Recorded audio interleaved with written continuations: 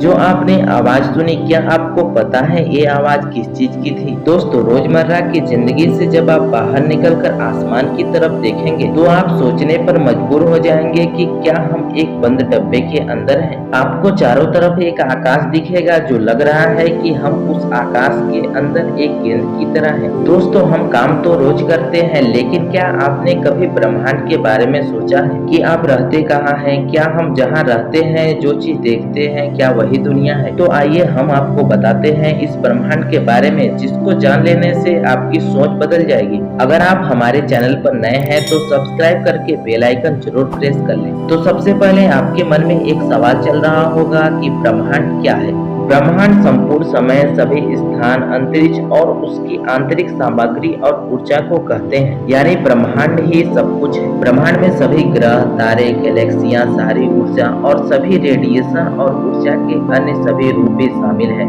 हम सभी ब्रह्मांड का एक हिस्सा हैं। कोई फर्क नहीं पड़ता कि आप और हम कहाँ मौजूद हैं, क्योंकि जो कुछ भी मौजूद है वह स्वतः ही ब्रह्मांड की परिभाषा में समाहित हो जाता है। वैसे देखा जाए तो पूरे ब्रह्मांड का सिर्फ 5% हिस्सा ही भौतिक पदार्थों से बना है, जिसमें ग्रह, नक्षत्र, तारे शामिल हैं। बाकी डार्क एनर्जी 68% है और 27% डार्क मैटर है। इसे भी देखना मुमकिन नहीं है, लेकिन इसका असर दिखता है। ब्रह्मांड की उत्पत्ति कैसे हुई? ब्रह्मांड की उत्पत्ति या ब्रह्मांड का जन्म कैसे हुआ, इसका सटीक और प्रमाणिक तथ्य आज भी हमारे वैज्ञानिकों के पास नहीं है, परंतु बहुत सी थ्योरी में से सबसे स्थापित बिग बैंग थ्योरी है। इस थ्योरी के अनुसार ब्रह्मांड की शुरुआत लगभग 13.7 अरब साल पहले बिग बैंग के साथ हुई थी। यानी हमारे ब्रह्मांड की उम्र 13.7 अरब वर्ष हो सकती है। बिग बैंग थ्योरी के अनुसार लगभग 137 से 140 करोड़ साल पहले एक सूक्ष्म बिंदु में महाविस्फोट हुआ, जिसे हम बिग बैंग कहते हैं। इस महाविस्फोट से उस बिंदु के टुकड़े टुकड़े होकर इधर उधर छिटकने और बिखरने लगे, और इसी से ब्रह्मांड की शुरुआत हुई और आकाश गंगाएं, ग्रह, तारे, ब्लैक होल आदि बने, जिससे ब्रह्मांड फैलने लगा। परंतु आश्चर्य की बात यह है कि वैज्ञानिकों के अनुसार हमारे यूनिवर्स के फैलने का सिलसिला आज भी लगातार जारी है।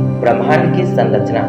ब्रह्मांड किन तत्वों से बना है? हमारे यूनिवर्स में अधिकांश सामग्री आधुनिक भौतिक के लिए आज तक अज्ञात रूप में है। ब्रह्मांड में कुल ऊर्जा का लगभग 68% हिस्सा डार्क एनर्जी से बना है, जो कि ऊर्जा का एक काल्पनिक रूप है और यह अंतरिक्ष समय के निर्वात में ही रहता है। हालांकि हार्वर्ड यूनिवर्सिटी के यूनिवर्स फोरम के अनुसार भौतिकविदों को यह अभी तक नहीं पता है कि यह ऊर्जा कहाँ से उत्पन्न होती है और इसकी ताकत क्या है। यह डार्क एनर्जी ब्रह्मांड का लगातार विस्तार करती रहती है, जिसकी वजह से हर गैलेक्सी का एक दूसरे से फासला बढ़ता जा रहा है। ब्रह्मांड के पदार्थ और ऊर्जा का लगभग 27% हिस्सा डार्क मैटर से बना है, जिसे पदार्थ का एक अउद्देश्य रूप माना जाता है, जो प्रकाश के संपर्क में नहीं है। हालांकि अधिकांश भौतिक विज्ञानी सोचते हैं कि यह डार्क मैटर कुछ नए प्रकार के मौलिक कण या पार्टिकल है, परंतु इसका उन्होंने अभी तक प्रत्यक्ष रूप में शोध नहीं लगाया। यह डार्क मैटर इतनी ताकतवर ग्रेविटी पैदा करती है कि आकाशगंगा के सारे तारे एक ही गैलेक्सी में बंधे रहते हैं, जिससे वह इधर उधर नहीं बिखरते। क्या ब्रह्मांड बड़ा हो रहा है? खगोल शास्त्री एडविन हबल ने 1920 के दशक में एक क्रांतिकारी खोज की। उन्होंने पाया कि ब्रह्मांड स्थिर नहीं है बल्कि विस्तार कर रहा है। हमारे यूनिवर्स में जो अकथनीय शक्ति है, जो डार्क एनर्जी के रूप में है, वह डार्क एनर्जी लगातार बढ़ती गति में ब्रह्मांड का विस्तार कर रही है। आज के समय में दूर की आकाश गंगाओं के अवलोकन से पता चलता है कि हमारे यूनिवर्स की सभी आकाश गंगाएं औसतन हर दूसरी आकाश गंगा से दूर जा रही है। यानी आकाश गंगाओं के बीच की दूरियां समय के साथ बढ़ रही हैं। इसका मतलब है कि अतीत में ब्रह्मांड आज की तुलना में छोटा, गर्म और कॉम्पैक्ट। जिस गति से ब्रह्मांड बड़ा हो रहा है, उससे खगोलविदों को ऐसा लगता है कि ब्रह्मांड स्वयं अपना विस्तार कर रहा है। आपको बता दें कि ब्रह्मांड का फैलने का सिलसिला अब भी लगातार जारी है। 1998 में हबल टेलीस्कोप की वजह से यह पता चला कि ब्रह्मांड जिस रफ्तार से फैल रहा है, वह रफ्तार भी लगातार बढ़ रही है। आज भी वैज्ञानिकों का मानना है कि ऐसा डार्क एनर्जी के कारण हो रहा है। यह डार्क एनर्जी हमारे आसपास हर जगह मौजूद है, पर यह हमें दिखाई नहीं देती। इसे इसे हम न तो माप सकते हैं और न ही इसकी जांच कर सकते हैं, परंतु इसका असर हमें महसूस होता है, इसलिए इसे हम डार्क एनर्जी कहते हैं।